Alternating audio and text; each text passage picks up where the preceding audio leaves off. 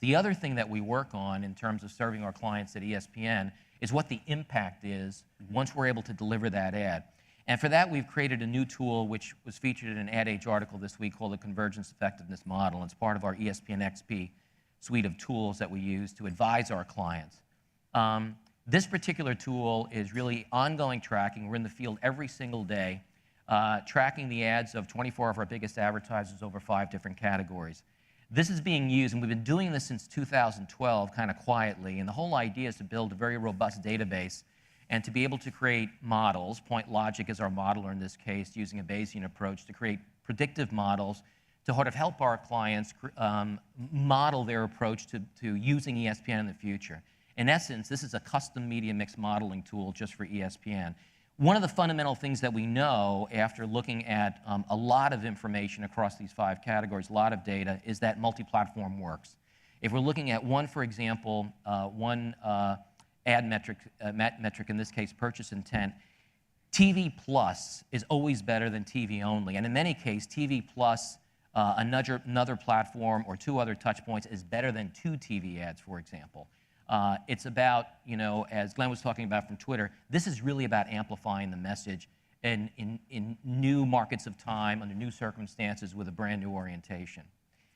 This is another way to look at it. This scatter diagram gives us an idea of 2 attributes that help us understand the power of multi-platform advertising. So on the horizontal axis on the bottom, from left to right, we see the maximum potential in terms of delivering on a brand metric, on an ad metric such as brand awareness, because of the impact of that particular platform and the reach that that platform has in terms of delivering an audience.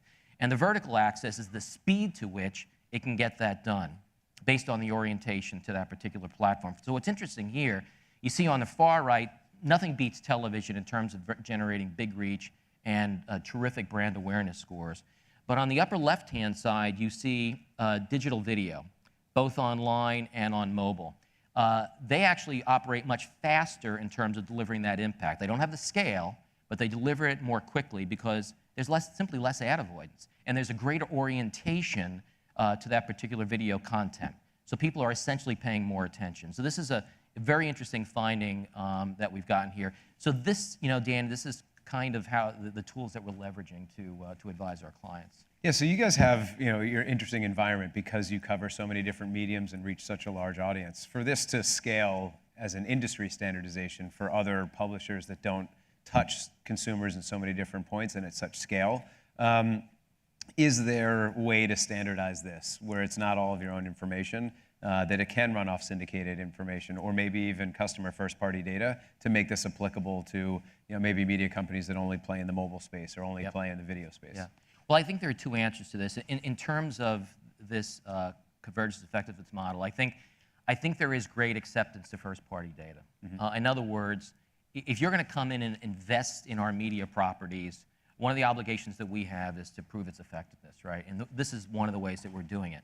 When we're talking about Project Blueprint, it's our objective to make that a syndicated tool. So right now, SIM, the Coalition for Innovative Media Measurement, is at this moment in time funding a phase 2 test of Project Blueprint for the SIM members, which are virtually all the biggest media companies, agencies, and advertisers that are engaged in multi-platform either media or advertising.